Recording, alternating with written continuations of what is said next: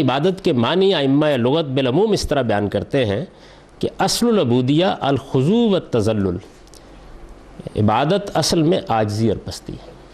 یہاں تک بھی اہل علم کے مابین کوئی اختلاف نہیں، یعنی جتنے ائمہ لغت ہیں وہ بھی جب کہیں گے کہ عبادت کا مفہوم کیا ہے، عبادت کی حقیقت کیا ہے، تو وہ کہیں گے الخضوع والتذلل، بلکہ یہ دو لفظ تو گویا یوں سمجھیے کہ جہاں آپ دیکھیں گے لکھے ہوئے مل جائیں گے، اس میں بھی کوئی اختلاف نہیں، اس میں مولانا مودودی کو بھی کوئی اختلاف نہیں۔ چنانچہ انہوں نے جب لفظ عبادت کی بحث شروع کی ہے تو یہ دیکھیے انہوں نے قرآن کی 4 بنیادی اصطلاح میں لکھا ہے، عربی زبان میں عبودہ، عبودیت اور عبدیت کے اصل معنی خضوع اور تذلل کے،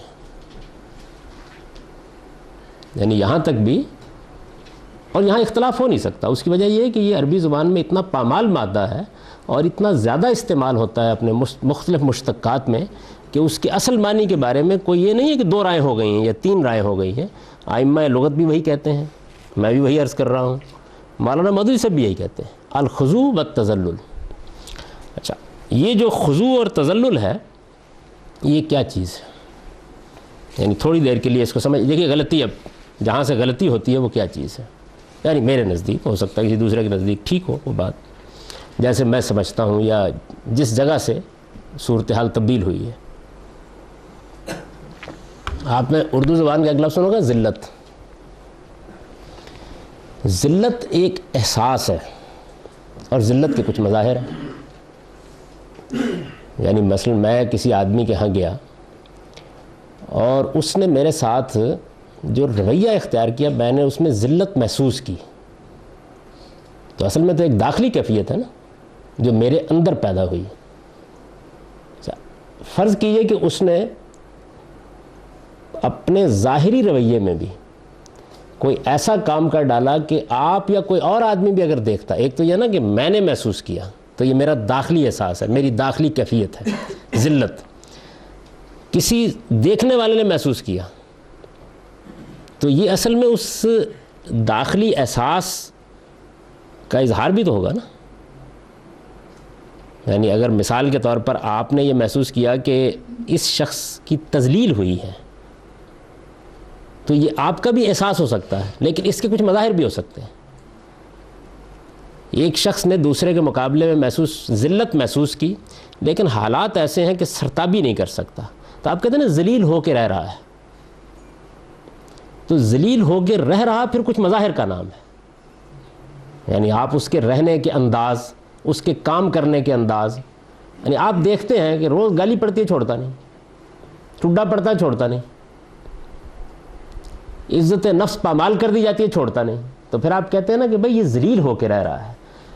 تو اصل میں ایک ہے ذلت، ایک ہے عزت، اور ایک ہے کسی کو عزت دینا، یا آپ کا کسی کو عزت دیتے ہوئے دیکھنا، یا کسی ایسی چیز کا اظہار ہونا جس سے یہ پتہ چلتا ہو کہ دوسرے کو عزت دی جا رہی ہے یا عزت دے رہا ہے۔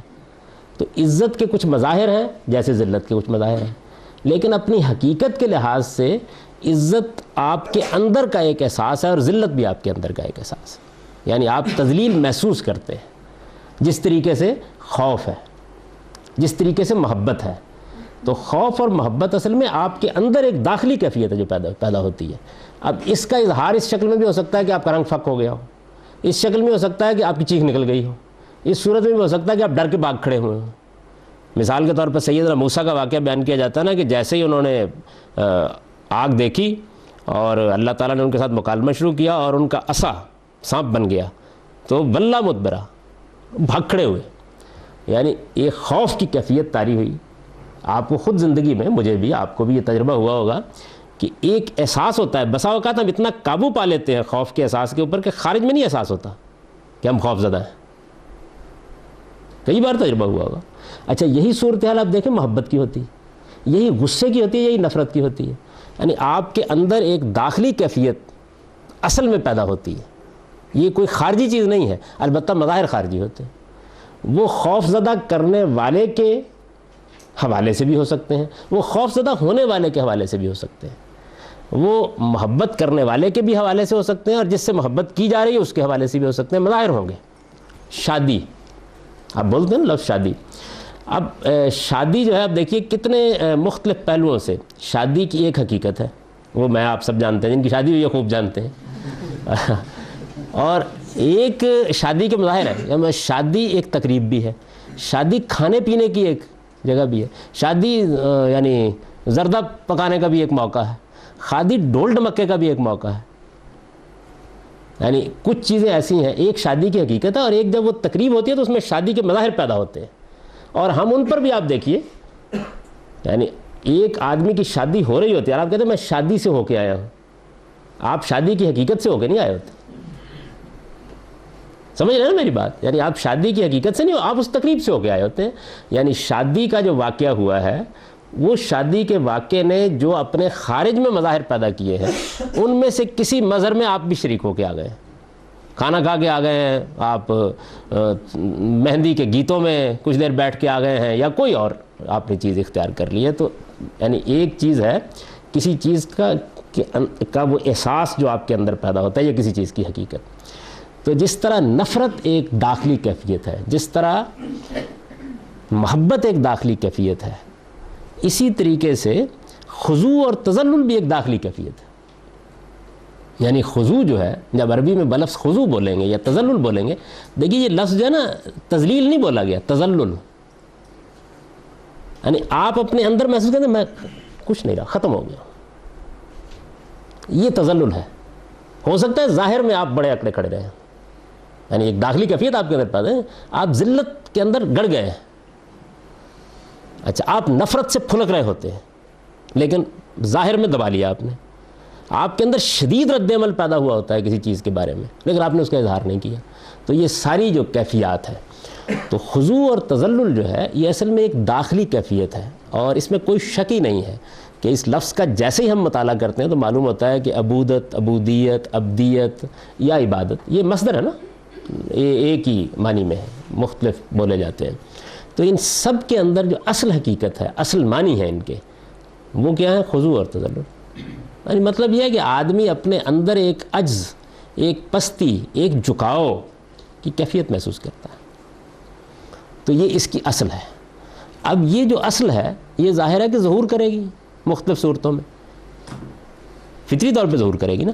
یعنی آپ نے کسی شخصیت کے مقابلے میں خضوع محسوس کیا، آپ نے کسی کے مقابلے میں نفرت محسوس کی، آپ نے کسی کے مقابلے میں محبت محسوس کی، آپ نے کسی کے مقابلے میں تذلل محسوس کیا، تو اب اس کا ظہور ہوگا.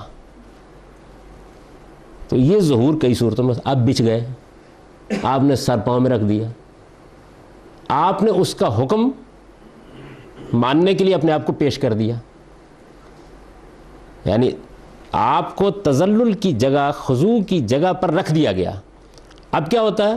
ادھر آگے بیٹھے تو آقا نے کہا جاؤ ذرا پانی لاؤ کے جاؤ، تو آپ اٹھے فوراً بغیر توقف کے، بھاگ کے گئے پانی لے آئے. انہوں نے کہا ذرا آؤ یہاں کھڑا ہو کے پنکھا کرو مجھے، آپ کھڑے ہو گئے، پنکھا کرنا شروع کر دیا. تو اب کیا ہو رہا ہے؟ یعنی تذلل جو ہے وہ اطاعت میں بدل گیا.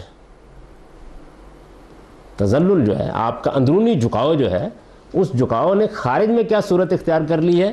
خارج میں اس نے یہ صورت اختیار کر لی ہے کہ آپ اطاعت کر رہے ہیں. آپ کو اگر دیکھا جائے تو معلوم ہوا کہ آپ اس کے سامنے رام ہوئے ہیں. تو خضوع اور تذلل تو ایک داخلی کیفیت ہے، اس کا اظہار باہر ہوتا ہے کبھی اطاعت کی صورت میں، کبھی دوسرے کے سامنے بچ جانے کی صورت میں، کبھی ناک رگڑنے کی صورت میں. یعنی جب کوئی آدمی کسی کے مقابلے میں ذلت پر کھڑا ہو جائے گا تو مظاہر ہوں گے نا، اس کے بے شمار مظاہر ہو سکتے ہیں. تو یہ جو بہت سے مظاہر ہیں وہ اصل معنی نہیں ہے اس کے. یعنی اصل میں عبودیت یا تذلیل یا تذلل یا خضوع، اس کا اظہار ہوتا ہے تابع ہونے کی صورت میں، رام ہونے کی صورت میں، معنی نہیں ہے اس کے. اچھا، اب جس طرح میں نے ابھی پوجا کے لفظ کی آپ کو مثال دی تھی، تو زبان میں ہوتا یہ ہے کہ جس طرح لفظ اپنی اصل حقیقت میں استعمال ہو رہا ہوتا ہے، بالکل اسی طرح اپنے مظاہر کے لیے بھی استعمال ہو جاتا ہے. یعنی یہ ہوگا، ہر لفظ کے ساتھ ہوگا. تو یہ دیکھیے میں نے مولوی صاحب کی عبارت جو تھی اس کا ایک حصہ چھوڑ دیا تھا پڑھتے ہوئے. عربی زبان میں عبودہ، عبودیت اور عبدیت کے اصل معنی خضوع اور تذلل کے ہیں. ٹھیک ہے، بالکل اس میں کوئی اختلاف نہیں ہے. اب دیکھیے انہوں نے اس کے بعد کیا کیا، وہ تو خضوع اور تذلل تو دونوں عربی کے لفظ ہیں نا، یعنی تابع ہو جانا، رام ہو جانا. یعنی یہاں ہوا یہ ہے کہ جو معنی ہے اردو میں معنی بیان ہونے چاہیے تھے نا. خضوع اور تذلل کا مطلب ہے عاجزی اور پستی کی کیفیت محسوس کرنا. تابع ہو جانا، رام ہو جانا اس کے معنی نہیں ہے. تابع ہو جانا اور رام ہونا اس تذلل اور اس خضوع کا جب کسی دوسرے کے حوالے سے اظہار ہوتا ہے تو اس شکل میں ہوتا ہے. یہ ٹھیک ہے، اظہار تو اسی شکل میں ہوگا نا. یعنی میرے سامنے جب کوئی آدمی، جس آدمی کو میں نے دیکھا کہ بھئی یہ جو شخص ہے میں نے یہ تو دوسرے کے سامنے دم ہلاتا پھر رہا ہے، تو اب یہ وہ کیا چیزیں ہیں جو ہے، یعنی وہ اس کے کچھ اعمال ہوں گے نا. یہ اعمال تابع ہونے کی صورت میں بھی ہو سکتے ہیں، رام ہونے کی صورت میں بھی ہو سکتے ہیں، اطاعت میں بھی ہو سکتے ہیں، ایک بات سن کے فوراً بھاگ اٹھنے کے معنی میں بھی ہو سکتے ہیں کہ آپ تعمیل حکم کے لیے کھڑے ہو جاتے ہیں.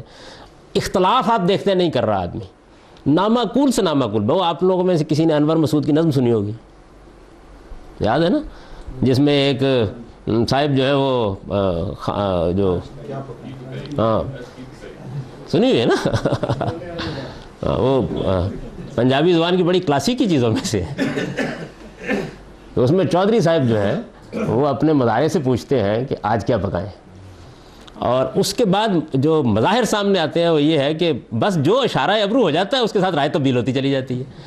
تو اب یہ جو رائے کے تبدیل ہونے کی وہ جو تصویر سامنے آتی ہے نا آپ کے، یعنی آدمی ابھی رطب اللسان تھا بھنڈی کے حق میں اور ابھی اس کے نقائص بیان کر رہا ہے، ابھی بینگن کا قصیدہ کہا جا رہا تھا اور ابھی اس پر نفرین بھیجی جا رہی ہے.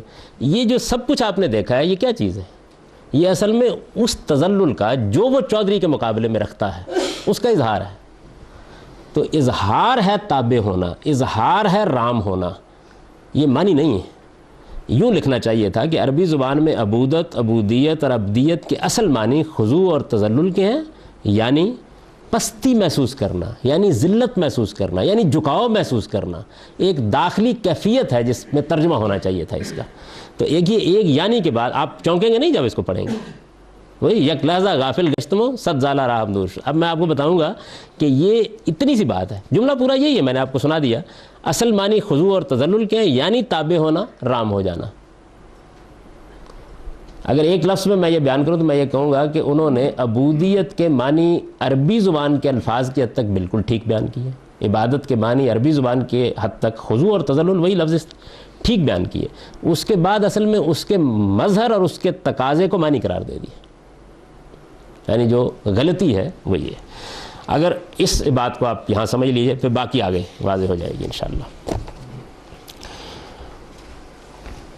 چنانچہ عبادت کے معنی ائمہ لغت بالعموم اس طرح بیان کرتے ہیں کہ اصل العبودیات خضوع و تذلل.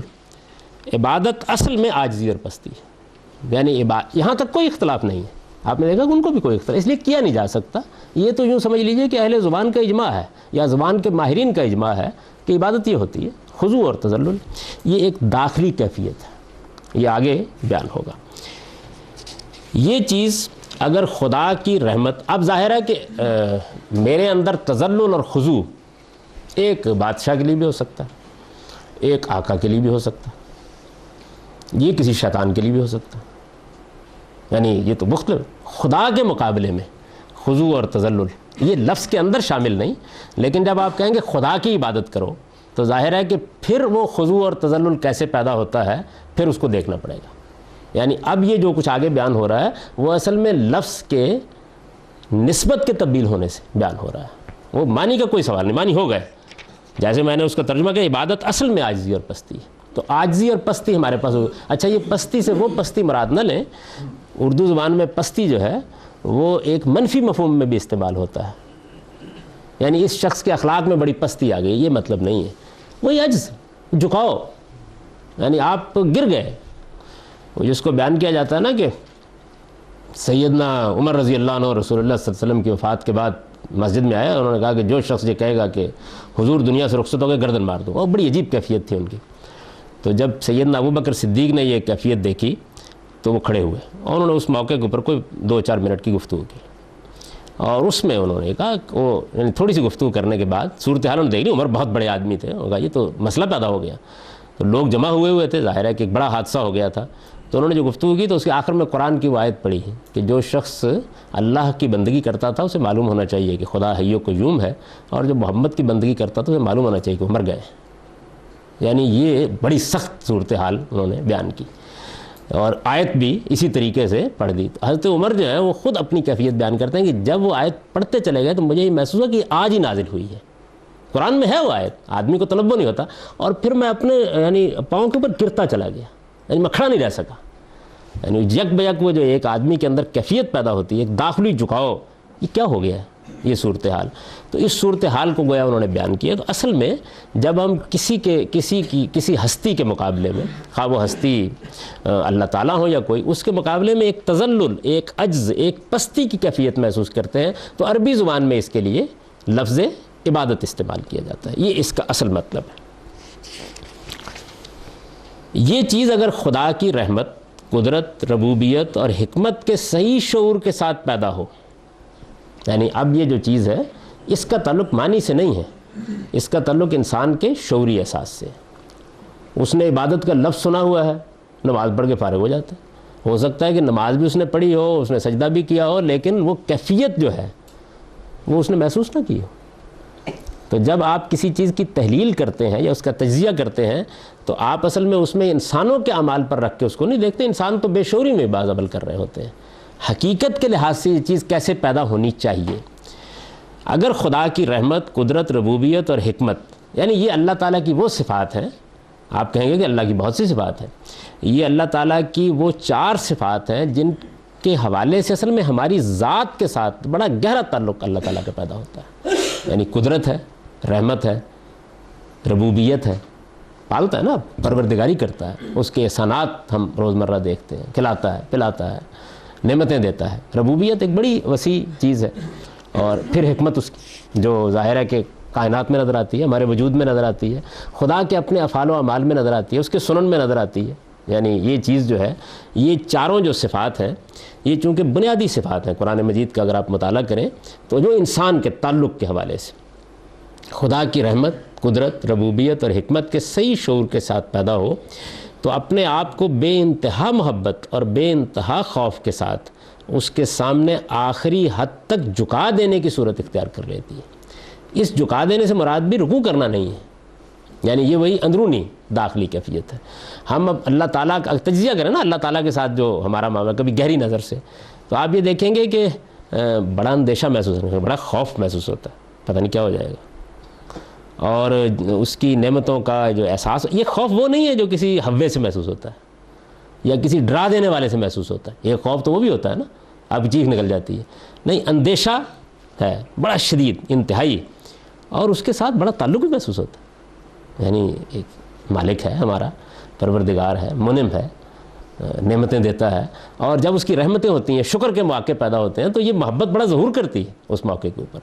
یعنی آپ بیماری کی کیفیت سے نکلتے ہیں، آپ کسی بڑے حادثے سے بچتے ہیں تو اس موقع پر بڑی نمایاں ہو جاتی ہے، یا آپ کو کوئی یک بیک اللہ تعالیٰ کی عظیم نعمت مل جاتی ہے تو آپ نے دیکھا ہوگا نا کہ ایک بڑی عجیب کیفیت آدمی کے اندر اللہ تعالیٰ کے بارے میں پیدا ہوتی ہے۔ تو آدمی کے اندر، اور اسی طریقے سے گناہ ہو جاتا ہے، یعنی 2 مواقع ہوتے ہیں جب محسوس ہوتی ہے یہ چیز۔ اگر آدمی سلیم الفطرت ہو، کوئی بڑی غلطی، بڑا گناہ، بڑی زیادتی ہو جاتی ہے تو ایسے لگتا ہے کہ جیسے ایک بڑا شدید کہ کیا بنے گا، یعنی سامنا ہو گیا۔ یہ کسی ہوے کا ڈر نہیں ہوتا، سامنا ہو گیا تو کیا گزرے گی ہمارے ساتھ۔ اور بالکل اسی طریقے سے جب نعمت ملتی ہے، جب اس کی شفقت کا ہم احساس کرتے ہیں تو ایک خاص طرح کی محبت محسوس ہوتی ہے۔ یعنی یہ ظاہر ہے کہ 2 جذبے ہیں، ہمارے پاس کوئی اور الفاظ نہیں ہیں ان کو بیان کرنے کے لیے۔ ہو سکتا ہے کہ کوئی بہتر الفاظ اس کے معاملے میں کسی اور زبان میں ہو، لیکن ہماری جو زبان ہے اس کے اندر محبت اور خوف ہی میں اس کو تعبیر کیا جا سکتا ہے۔ ایک غیر معمولی تعلق کا احساس ہم دیکھتے ہیں بہت سے مواقع پر، غیر معمولی تعلق کا احساس۔ یعنی بعض اوقات ایسے لگتا ہے جیسے اللہ تعالیٰ نے آ کر آسمان سے ہمارے سر پر شفقت کا ہاتھ رکھ دیا ہے۔ تو آدمی کے روئے روئے میں ایک احساس شکر، ایک احساس محبت، ایک احساس تعلق، کیسا میرا پروردگار ہے، کیسی اس کی نعمتیں ہیں میرے اوپر، یہ چیز آدمی کے اندر پیدا ہوتی ہے۔ اور جیسے ہی غلطی ہوتی ہے، کوتاہی ہوتی ہے، پیشی کا احساس ہوتا ہے۔ یہ آپ نے محسوس کیا ہوگا کہ ایک بندہ مومن جو ہے، یعنی اگر صحیح شعور کے ساتھ زندگی بسر کر رہا ہو تو آپ تجزیہ کر کے دیکھیں، وہ موت کے جو حادثہ ہے اس سے نہیں ڈرا رہا ہوتا اسے، یعنی اس کے نتیجے سے خوف آ رہا ہوتا ہے کہ میں جب پیش ہوں گا تو پتہ نہیں کیا اثاثہ لے کے جا رہا ہوں، وہاں اللہ تعالیٰ کے ساتھ کیا معاملہ ہوگا۔ تو اس طرح کے مواقع ہیں جن پر آپ اس جذبے کو محسوس کرتے ہیں، اور پھر کبھی اس کا اندر اتر کے جائزہ لیں تو خوف کی وہ آخری حد ہوتی ہے جو محسوس ہو رہی ہوتی ہے، اور جب دوسری کیفیت میں آپ دیکھتے ہیں تو تعلق اور محبت کی آخری حد ہوتی ہے جو محسوس ہو رہی ہے، یعنی اس سے آگے پھر کوئی چیز نہیں ہوتی۔ ساری محبتیں معلوم ہوتا ہے کہ نیچے ہو گئی ہیں، اور سارے اندیشے بھی باطل ہو گئے ہیں۔ یہ چیز ہے جس کو یہاں بیان کرنے کی کوشش کی گئی ہے کہ اگر خدا کی رحمت، قدرت، ربوبیت، یعنی کیا چیز؟ یہ چیز سے مراد عاجزی اور پستی، یعنی وہ جو عاجزی اور پستی اللہ کے مقابلے میں ہم محسوس کرتے ہیں، اگر یہ عاجزی اور پستی جو ہے اس کو آپ مظاہر میں دیکھیں تو آپ کہہ سکتے ہیں کہ ایک آدمی جو رکوع کر رہا ہے، سجدہ کر رہا ہے، تو اپنے وجود سے اس عاجزی اور پستی کا اظہار کر رہا ہے، لیکن عین ممکن ہے کہ وہ اس داخلی کیفیت میں نہ ہو، ایک رسم کے طور پر اس کو ادا کر رہا ہو۔ اگر یہ خدا کی قدرت، رحمت، قدرت، ربوبیت اور حکمت کے صحیح شعور کے ساتھ پیدا ہو تو اپنے آپ کو بے انتہا محبت اور بے انتہا خوف کے ساتھ اس کے سامنے آخری حد تک جھکا دینے کی صورت اختیار کر لیتی ہے۔ خشوع، خضوع، اخبات، انابت، خشیت، تضرع، قنوت، یہ قرآن مجید اس کیفیت کو بیان کرتا ہے۔ یعنی یہ الفاظ ہیں جو اگر قرآن میں دیکھیں نا، مثلا وہ کہے گا کہ اللہ کے بندے اس کے سامنے خشوع اختیار کرنے والے ہوتے ہیں، اللہ کے بندے اس کے سامنے خضوع اختیار کرنے والے ہوتے ہیں، اللہ کے بندے اس کی طرف انابت اختیار کرتے ہیں، وہ مخبتین ہیں، وہ یتضرعون، تضرع اختیار کرتے ہیں، وہ قنوت اختیار کرتے ہیں۔ یعنی یہ مختلف تعبیریں ہیں جو اصل میں اس کیفیت کو قرآن بیان کرتا ہے۔ ایک تو ہے نا مظاہر اس کے، تو قرآن مجید اللہ تعالیٰ کے ساتھ جو ہمارا تعلق ہے عبودیت کا، جو بندگی کا تعلق ہے یا عبادت کا تعلق ہے، عبادت اپنی حقیقت کے لحاظ سے، اب اس کو تعبیر کرے گا۔ ہم نے اس کو تعبیر کیا خضوع اور تذلل میں، تو قرآن مجید اس کے لیے خضوع کا لفظ بھی استعمال کرتا ہے، خشوع کا لفظ بھی استعمال کرتا ہے، اخبات اور انابت اور خشیت کا لفظ بھی استعمال کرتا ہے، اور قنوت اور تضرع کے الفاظ بھی استعمال کرتا ہے۔ یعنی ان کے سامنے قرآن پڑھا جاتا ہے تو یتضرعون، یہ یتضرعون کوئی خارج نہیں ہے، ایک داخلی کیفیت ہے جو آپ اپنے اندر محسوس کرتے ہیں۔ یہ سب الفاظ قرآن میں اسی حقیقت کی تعبیر کے لیے استعمال ہوئے ہیں، یعنی یہی جو اندرونی جھکاؤ ہے، اندرونی پستی ہے آدمی کی، نماز میں خشوع ہونا چاہیے، تو نماز میں جو خشوع ہے وہ آپ کی ایک داخلی کیفیت ہے۔ یعنی خشوع کس کے سامنے؟ ایک اندیشے کی کیفیت کس کے سامنے؟ ایک خوف خشیت کی کیفیت کس کے سامنے؟ خدا کے سامنے آپ محسوس کرتے ہیں۔ یہ سب الفاظ قرآن میں اسی حقیقت کی تعبیر کے لیے استعمال ہوئے ہیں۔ یہ دراصل ایک داخلی کیفیت ہے، یعنی یہ اصل بات کہنا مقصود ہے کہ عاجزی اور پستی جو ہے اس کے مظاہر تو ہوتے ہیں، بہت سے ہوتے ہیں، لیکن اصل میں یہ دراصل یعنی یہ حقیقت میں ایک داخلی کیفیت ہے جو انسان کے اندر پیدا ہوتی اور اس کے نہا خانہ وجود کا احاطہ کر لیتی۔ میں نے اس کی کچھ مثالیں دی ہیں کہ وہ مواقع کون سے ہوتے ہیں جب ہم اس کو محسوس کرتے ہیں، یعنی وہ مواقع جو انتہائی اللہ تعالیٰ سے خوف کے مواقع آتے ہیں ہماری زندگی میں، اللہ تعالیٰ کے ساتھ انتہائی تعلق کے مواقع، بڑی محبت محسوس ہوتی ہے، بڑی شفقت محسوس ہوتی ہے، بڑی نعمت کا احساس ہوتا ہے، بڑی رحمت کا احساس ہوتا ہے، اور اس موقع کے اوپر ایک بے پایاں بے کنار محبت آدمی امٹتی ہوئی محسوس کرتا ہے۔ اور ایسے ہی خوف میں بعض اوقات آپ محسوس کریں، ایک تو وہ خوف میں نے عرض کیا نا کہ جو کسی ڈراؤنی چیز کو دیکھ کے نہیں، یعنی اس کے حضور میں پیشی کا اندیشہ، اس لیے کہ جواب دہی کہ احساس کی وجہ سے وہ پیدا ہوتا ہے، اللہ تعالیٰ کا سامنا کرنا ہے، ایک دن وہ ہوگا اور ہم ہوں گے۔ تو یہ کیفیت جو ہے اس داخلی کیفیت ایک ہی بات ہے، یعنی اس میں کوئی نئی بات نہیں کہی گئی، معنی کو اللہ تعالیٰ کے حوالے سے بیان کر دیا گیا۔ یعنی وہ عاجزی اور پستی جو ہے وہ اللہ تعالیٰ کے حوالے سے ہم کیوں محسوس کرتے ہیں؟ اس لیے محسوس کرتے ہیں نا کہ بے پایاں قدرت، بے مثل رحمت، یعنی ہمارا احاطہ کیے ہوئے ربوبیت، اور ایک ایک عمل میں غیر معمولی حکمت۔ کبھی آپ دیکھیے نا ایک انسان کا وجود ہے تو آپ اس کو میز کے اوپر کھول دیتے ہیں، جب ڈاکٹر لوگ اس کو دیکھتے ہیں یا تجزیہ کرتے ہیں اس کا، تو اس کے بعد یعنی قدرت کا احساس آسمان کو دیکھ کے زیادہ پیدا ہوتا ہے، وہاں حکمت کا بڑا غیر معمولی اثر، یہ کیا چیز ہے؟ یعنی کیا چیز ہے، کیا توازن ہے، کیا احساس ہے، کس طریقے سے ایک ایک چیز کو متعلق کیا گیا ہے. یعنی ہم جو دیکھتے ہیں اس کو، اور پھر جب ایک ماہر طب بتاتا ہے ہم کو کہ دیکھیے یہ ایک نس، یہ دیکھیے ایک شریان، یہ دیکھیے خون کی گردش کا ایک طریقہ، یہ دیکھیے جگر کا ایک فعل، یہ کیسے عجیب و غریب طریقے سے متعلق ہوا ہوا. تو اگر کبھی دیکھنا ہو تو خدا کی حکمت کو دیکھنے کے لیے، یعنی کیسے حکیمانہ طریقے سے اس نے چیزوں کے درمیان ربط پیدا کیا ہے. کائنات ذرا بڑی وسیع ہے، بڑی بے پناہ حکمت ہے اس میں، لیکن وہ آئنسٹائن کی کتاب میں زیادہ نظر آتی ہے، دیکھنے میں کم نظر آتی ہے. تو انسان تو سامنے پڑا ہوا ہوتا ہے. اچھا، انسان اپنے اندر بھی اگر دیکھے تو اس چیز کو محسوس کرتا ہے. تو اللہ تعالیٰ کی اصل میں یہ وہ صفات ہیں، رحمت، قدرت، ربوبیت اور حکمت، یہ اصل میں ہمارے خدا کا تصور ہے جو ہمارے ذہن میں آتا ہے. یعنی خدا کا تصور ہمارے ذہن میں کسی شخصیت کے طور پر تو نہیں آتا نا، اونچا ہے، لمبا ہے، بیٹھا ہوا ہے، اٹھا ہوا ہے، یہ تو نہیں آتا، اس لیے کہ ہم نے اس کو نہیں دیکھا. تو اللہ تعالیٰ ہمارے ساتھ متعلق ہوتے ہیں یا اپنی قدرت کے پہلو سے، یا اپنی رحمت کے پہلو سے، یا اپنی ربوبیت کے پہلو سے، یا اپنی حکمت کے پہلو سے. تو یہ جو تعلق ہمارے اندر پیدا ہوتا ہے، یہ پھر ڈھل جاتا ہے بے انتہا محبت میں، بے انتہا خوف میں، اور اس کے نتیجے میں وہ جھکاؤ کی کیفیت، وہ پستی کی کیفیت، وہ عجز کی کیفیت پیدا ہوتی ہے. قرآن اس کو ان اصطلاحات سے تعبیر کرتا ہے: خشوع، خضوع، اخبات، انابت، خشیت، تضرع، قنوت. یہ کوئی نئی بات نہیں کہی کہ خدا کے تعلق سے اس عاجزی اور پستی کو بیان کر دیا گیا، یعنی اسی بات کو جو معنی ہے عبادت کے.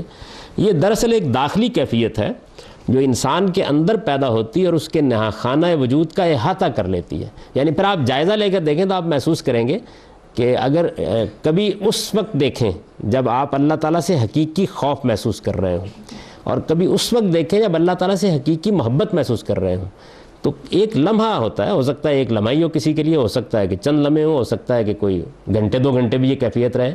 ایسے معلوم ہوتا ہے کہ جس طرح اس وقت اور کچھ باقی نہیں رہا.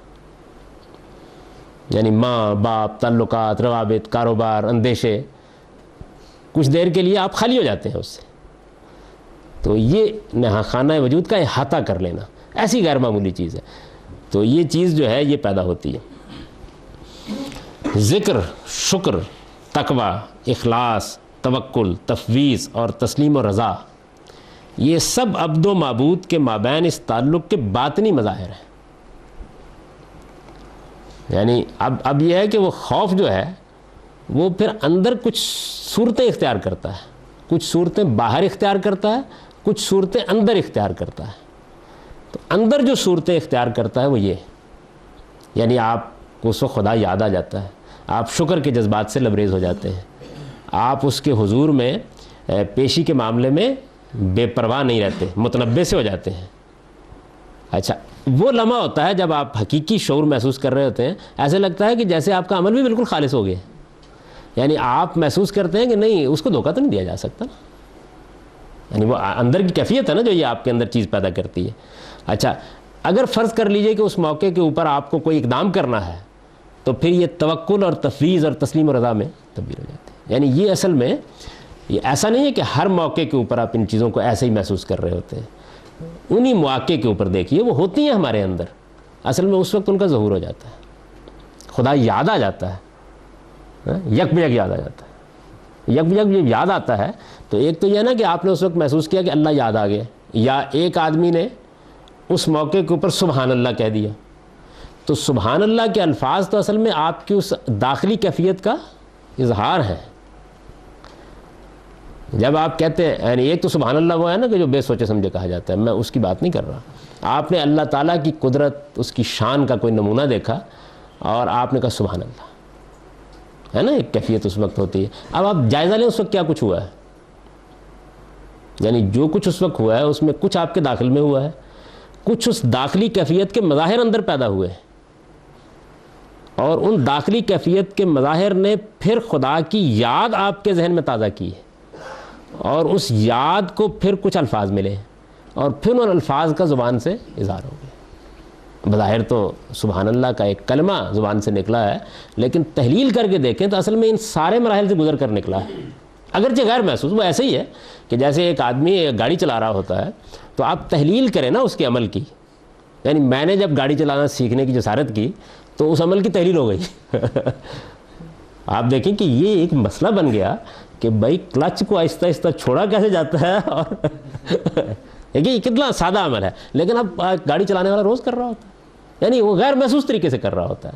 تو اسی طریقے سے ہم بہت سی ایسی چیزیں ہیں جو آپ اللہ تعالیٰ کے ساتھ اپنے تعلق کے اظہار میں غیر محسوس طریقے سے کر رہے ہوتے ہیں، لیکن جیسے ہی آپ اس کی تحلیل کریں تو اصل میں وہ سارا عمل ہو رہا ہوتا ہے اس کے اندر۔ وہ ہمارے لاشعور میں اترا ہوا عمل ہے جس میں خوف بھی ہے، جس میں محبت بھی ہے، جو اندر بعض داخلی کیفیتوں میں بھی ڈھلا ہوا ہے، ان داخلی کیفیتوں کے بعض مظاہر بھی اندر موجود ہیں، اور پھر اس کا اظہار ہو سکتا ہے سجدے میں ہو جائے، ہو سکتا ہے سبحان اللہ میں ہو جائے، ہو سکتا ہے کسی دعا میں ہو جائے، ہو سکتا ہے کسی جگہ ٹھٹک کر کھڑے ہو گئے ہیں آپ اور اللہ کی آپ نے شانیں دیکھنا شروع کر دی اس میں ہو جائے۔ کبھی آپ نے دیکھا ہوگا کہ آدمی پہاڑی علاقوں میں سیر و تفریح کے لیے جاتا ہے تو بعض ایسے مقامات آ جاتے ہیں۔ میں آج پتھر دیکھنے کے لیے گیا ہوا تھا، آپ نے احمد ندیم قاسمی صاحب کی نظم پڑھی ہوگی پتھر، تو اب پتھر مطلب کیا نمونہ ہے، کسی ایک چیز کو آپ لے لیں، آدمی کے اندر معلوم ہوتا ہے کہ کوئی چیز اتر رہی ہے، اس دیکھ کیا شان ہے، کیا کیا اللہ تعالیٰ، اس کی قدرت، اس کی رحمت، سب چیزیں ایسے لگتا ہے کہ جیسے وہ آپ کے لیے ایک چیز بنائی گئی ہے، آخر میرے لیے بنائی گئی ہے نا، یعنی اس کا کوئی استعمال آج تک بیل بکری نے تو نہیں کیا۔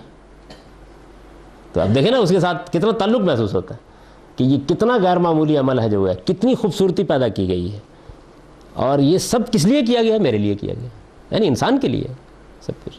قرآن مجید ہم کو یہ بتاتا ہے نا کہ اس کائنات کو اگر تم دیکھو ایک نظر سے تو تم پر یہ حقیقت واضح ہوگی کہ اس کائنات کی ہر چیز، یعنی اگر آپ ذرا اندر اتر کے دیکھیں تو معلوم ہوتا ہے آپ کے لیے کام کر رہی ہے۔ سخر لکم ما فی السماوات و ما فی الارض، یعنی رام ہوا ہے، ہر چیز کام میں لگی ہوئی ہے۔ سورج جو ہے یعنی وہ اور بھی بہت سے کام کرتا ہوگا، لیکن آپ کبھی اپنے حوالے سے دیکھیں کتنی دور ہے، کتنا غیر معمولی اس کا وجود ہے، اور وہ کیا کر رہا ہے آپ کے لیے۔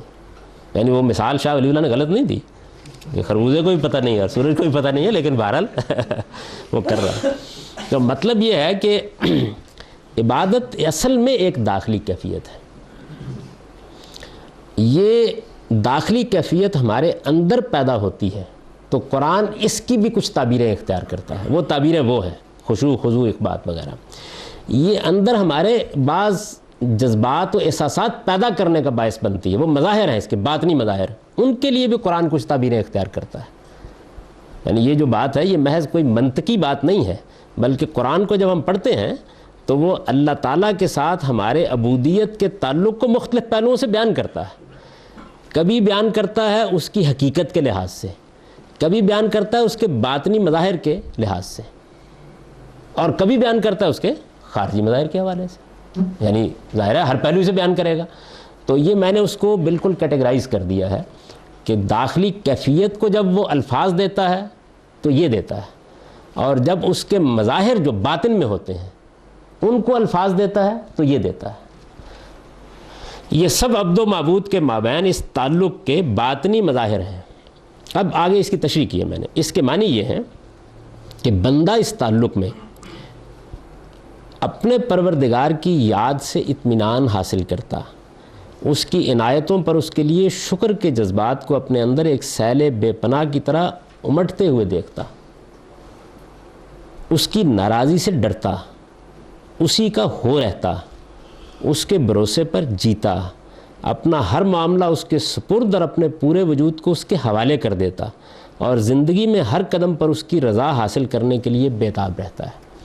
یہ کیفیت ہمہ وقت ہم میں سے کسی کو بھی حاصل نہیں ہوتی، یعنی جب شعور بیدار ہوتا ہے، مختلف مراحل آتے ہیں تو ان میں سے کوئی نہ کوئی چیز پیدا ہو جاتی ہے۔ یعنی اگر آپ جائزہ لے کے دیکھیں یہ اندر ہوتی ہے، اندر کہیں گڑی ہوئی ہوتی ہے، لیکن کبھی ہم مظاہری میں الجھے ہوئے ہوتے ہیں، کبھی اس کے ہم باطنی کیفیتوں میں ڈوب جاتے ہیں، اور کبھی یعنی آپ یہ دیکھیں گے کہ وہ محض مراسم میں ڈلی ہوئی ہوتی ہے۔ عید کے موقع پر کبھی دیکھیے نا آپ، یعنی جائزہ لے کے دیکھیے تو ہم نماز پڑھنے کے لیے نکل رہے ہوتے ہیں تو بھئی ایک خدا کے سامنے جا رہے ہوتے ہیں نا، ہمیں نماز بھی پڑھنا ہوتی ہے، وہاں جا کر ہم نے اللہ تعالیٰ کے احکام کے تحت کچھ آداب بھی بجا لانے ہوتے ہیں، تو کبھی وہ محض مظاہر ہوتے ہیں، کبھی ذرا سی اندر توجہ ہو جائے تو پھر وہ سب کچھ نظر آ جاتا ہے۔ یعنی عمل جو ہو رہا ہوتا ہے تو بظاہر یہ ہے کہ آپ نے بہت اچھے کپڑے پہنے ہوئے ہیں اور آپ نے بچوں کو کی انگلی پکڑی ہوئی ہے اور آپ عیدگاہ کی طرف جا رہے ہیں، اور نماز میں آپ جا کے کھڑے ہو گئے ہیں، امام صاحب نے خطبہ پڑھ دیا ہے، یہ مظاہر ہے. لیکن ان مظاہر کے پیچھے اگر آپ جھانک کر دیکھیں تو یہ سب کچھ ہے. توجہ ہوگی نمودار ہو جائے گا، توجہ نہیں ہوگی تو مظاہر جیسے آپ گاڑی چلاتے ہیں آپ سے آپ ہوتے رہتے ہیں. تو یہ جو میں نے چیزیں بیان کی اصل میں وہ ذکر، شکر، تقوی، اخلاص، توکل، تفویض اور تسلیم اور ادا کے معنی ہیں. یعنی اس کے معنی ہے، اس کو بیان کر دیا میں نے، اور کچھ نہیں ہے. بات وہیں ختم ہو گئی ہے. ابھی تک ہم باطن میں کھڑے ہیں. یعنی عبادت ایک داخلی کیفیت ہے. یہ داخلی کیفیت کیا ہے؟ خضوع اور تذلل. ہمارے اندر یہ اگر صحیح شعور کے ساتھ پیدا ہو، خدا کی صحیح معرفت کے ساتھ پیدا ہو، خدا کی صحیح پہچان کے ساتھ پیدا ہو، اور وہ قرآن کی روح سے صفاتی ہے، یعنی اللہ تعالیٰ کے صفات کو ہم محسوس کرتے ہیں اپنی ذات کے ساتھ متعلق، اور اس سے ہمارے اندر اس کی معرفت پیدا ہوتی ہے، تو بے انتہا محبت اور بے انتہا خوف کے ملے جلے احساس کے ساتھ ایک جھکاؤ اور پستی کی صورت میں نمودار ہو جاتی ہے. یعنی وہی عاجزی اور پستی. اس کے لیے پھر میں نے بتایا کہ قرآن مجید کی تعبیریں کیا ہیں، اور پھر ایک فرق کیا ہے کہ خشوع باطنی کیفیت ہے اور ذکر یا شکر یا تقوی اس باطنی کیفیت کا اندرونی اظہار ہے. یہاں ذکر سے مراد یاد ہے، وہ نہیں جو ذکر کرتے ہیں آپ، وہ ایک اور چیز ہے. یعنی وہ اب الفاظ میں ڈل گیا، وہ تو اصل میں ذکر کا خارجی ظہور ہے. یہاں ذکر سے مراد یاد، یعنی خدا یاد آ جاتا ہے نا. یہ ایک اندر باطن میں آپ کی کیفیت، یہ باطنی مظاہر ہے. تو گویا ہمارے سامنے ایک ہے عبادت کی حقیقت، ایک ہے اس کے باطنی مظاہر. اور اب ہم کہاں پہنچے؟ ظاہری. انسان کے ظاہری وجود میں اس تعلق کا ظہور جن صورتوں میں ہوتا ہے ان کے بارے میں قرآن کا ارشاد ہے. یہ یعنی میں نے قرآن مجید کی آیت نقل کر دی کیونکہ خاص موقع پر قرآن مجید نے اس کو ایک پیدا ہونے والی کیفیت کے ظہور کی صورت میں بیان کیا ہے، اس لیے اس کا انتخاب کیا. ورنہ بڑی سادہ سی چیز ہے. یعنی ظاہر ہے کہ وہ باطنی مظاہر جو ہے وہ خارج میں انسان جب سے دنیا میں رکوع میں ڈھلے ہیں، سجود میں ڈھلے ہیں، یعنی خارج میں وہ اسی صورت میں ڈھلتے ہیں. انما یؤمن بآیاتنا الذین اذا ذکروا بها خروا سجدا وسبحوا بحمد ربهم وهم لا یستکبرون تتجافى جنوبهم عن المضاجع يدعون ربهم خوفا وطمعا ومما رزقناهم ينفقون. یعنی یہ صحابہ کرام کی کیفیت ہے. جب ان کے سامنے، اصل میں ہمارے سامنے تو دین توارث سے آ رہا ہے نا. آپ سوچئے نا تھوڑی دیر کے لیے کہ آدمی جس کو قرآن نے سورہ فاتحہ میں بیان کی ہے کہ خدا کا بندہ جو ہے وہ 6 صدی میں ہاتھ اٹھا کے کھڑا ہے اور یہ کہہ رہا ہے کہ پروردگار تیری ربوبیت میں کوئی شک نہیں، میں جانتا ہوں کہ تو مالک یوم الدین ہے، لیکن یہ کیا ہو گیا ہے؟ یعنی یہود کی طرف دیکھتا ہوں اور نصارہ کی طرف دیکھتا ہوں. یہی ہے نا تیری دعوت کے علمبردار. ایک طرف ظالین کھڑے ہیں، دوسری طرف مغضوب علیہم کھڑے ہیں. تو یہ صراط المستقیم، بتا راستہ سیدھا کون سا ہے؟ تو جب آدمی اس کا، ہمیں تو مل چکا، یعنی وہی بات کہ آپ تو گاڑی چلانا سیکھ چکے ہیں، اب مل چکا. لیکن وہ جب ملا پہلی بار تو قرآن نے 2-3 جگہ پر اس کی تصویریں کھینچی ہیں. یعنی جب ان کو اللہ تعالیٰ کی آیتیں ان کے سامنے پہلی بار پڑھ کر سنائی گئیں تو آدمی کے اوپر انکشاف حقیقت ہوتا ہے. وہ مل گئی، مجھے سیدھی راہ مل گئی، کیا کہنے ہیں اس راہ کے. تو اسی طرح کا ایک موقع یہ ہے کہ ہماری آیتوں پر تو بس وہی ایمان لاتے ہیں جن کا معاملہ یہ ہے کہ جب ان کے ذریعے سے، یعنی ان آیتوں کے ذریعے سے انہیں یاد دہانی کی جاتی ہے. یہ اس ابتدائی کیفیت کا بیان ہے جو اس وقت ہوئی. یاد دہانی کی جاتی ہے تو سجدہ ریز ہو جاتے ہیں اور اپنے پروردگار کی حمد کے ساتھ اس کی تسبیح کرتے ہیں اور سرکشی کا رویہ اختیار نہیں کرتے. ان کے پہلو بستروں سے الگ رہتے ہیں. وہ اپنے پروردگار کو خوف و طمع کے ساتھ پکارتے ہیں اور جو کچھ ہم نے انہیں بخشا ہے اس میں سے اس کی راہ میں خرچ کرتے ہیں. یہ ظاہر میں. یعنی کیا ہوا جب وہ یاد دہانی پیدا ہوئی؟ ذکروا بآیات، یاد دہانی پیدا. یعنی پہلے کیا ہوا؟ پہلے یہ ہوا کہ وہ داخلی کیفیت پیدا ہوئی. اس داخلی کیفیت نے ایک باطنی مظہر کی صورت اختیار کی، وہ اللہ کی یاد ہے. ہمیں معلوم ہے ہمارا پروردگار، یعنی وہی خدا کا تصور وہ ایک باقاعدہ یاد کی صورت میں قرآن کی تذکیر کے نتیجے میں ڈھل گیا. اور پھر اس کے نتیجے میں جو کچھ ظاہر ہوا وہ کیا تھا؟ سجدہ، تحمید، تسبیح. اب بھی ایسے ہی ہوتا ہے. یعنی اگر آپ غور کر کے دیکھیں تو کیا چیز ہوتی ہے؟ ہمیں کوئی بڑی نعمت ملتی ہے تو جی چاہتا ہے اپنے رب کے سامنے سجدہ ریز ہو جائے. اچھا اسی طریقے سے اللہ کی کوئی شان دیکھتے ہیں تو کہیں سبحان اللہ. اچھا خوف کا اظہار سب سے بڑھ کر ہوتا ہے موت کا موقع ہوتا ہے نا، انا للہ و انا الیہ راجعون. یعنی اس موقع کے اوپر اصل میں ہم تفویض، سپردگی، یہ سارا اظہار کر رہے ہوتے ہیں. یہ جو کلمات ہماری زندگی میں پھیلے ہوئے ہیں. اسی طرح اعتماد جو ہوتا ہے، انشاءاللہ کل آئیں گے جی، یعنی یہ ہے تو ایک جملہ، انشاءاللہ، ماشاءاللہ، الحمدللہ، یہ جو کلمات ہماری مسلمانوں کی زندگی میں اب تو بے معنی نکلتے رہتے ہیں. وہ کہتے ہیں کہ عرب جب انشاءاللہ کہتے ہیں تو مطلب کام نہیں کرنا. تو یہ ایک الگ چیز ہے، لیکن آپ ان کے کلمات کے اندر اگر اتر کر دیکھیں تو اصل میں یہ اسی کیفیت کا، یعنی خدا کے ساتھ ہمارے تعلق کا اظہار ہے، یہ اس کا ظاہر ہے. تو وہ حمد میں ڈھلے گا، وہ تسبیح میں ڈھلے گا، وہ تحلیل میں ڈھلے گا. یہ کیا ہے؟ ذکر کی مختلف صورتیں. اب ذکر باہر آ گیا ہے، یعنی خدا کی یاد نے الفاظ کی صورت اختیار کر لی ہے. وہ سجدے میں ڈھل جائے، وہ رکوع میں ڈھل جائے، یعنی یہ اس کے مظاہر ہیں. یہ رکوع و سجود، تسبیح و تحمید، دعا و مناجات، یعنی یدعون ربہم خوفا و طمعا، اور خدا کی خوشنودی حاصل کرنے کے لیے اس کی راہ میں انفاق، یہی اصل عبادت ہے.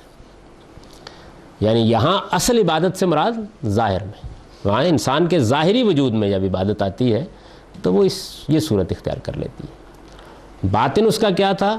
جھکاؤ اور پستی اور عجز کی ایک داخلی کیفیت. اس کے باطنی مظاہر کیا تھے؟ ذکر، شکر، تقوی، اخلاص، توکل، تفویض. یہ دیکھنے کی چیزیں نہیں ہیں، یہ ہم اندر محسوس کرتے ہیں. خدا پہ بھروسہ اندر کی ایک کیفیت ہے نا. اب اس کا ظہور کس شکل میں ہوتا ہے؟ اللہ کے ساتھ ہمارے تعلق کا جو ظہور ہے وہ ان صورتوں میں ہوتا ہے. یہ جو چیزیں، یہی اصل عبادت ہے.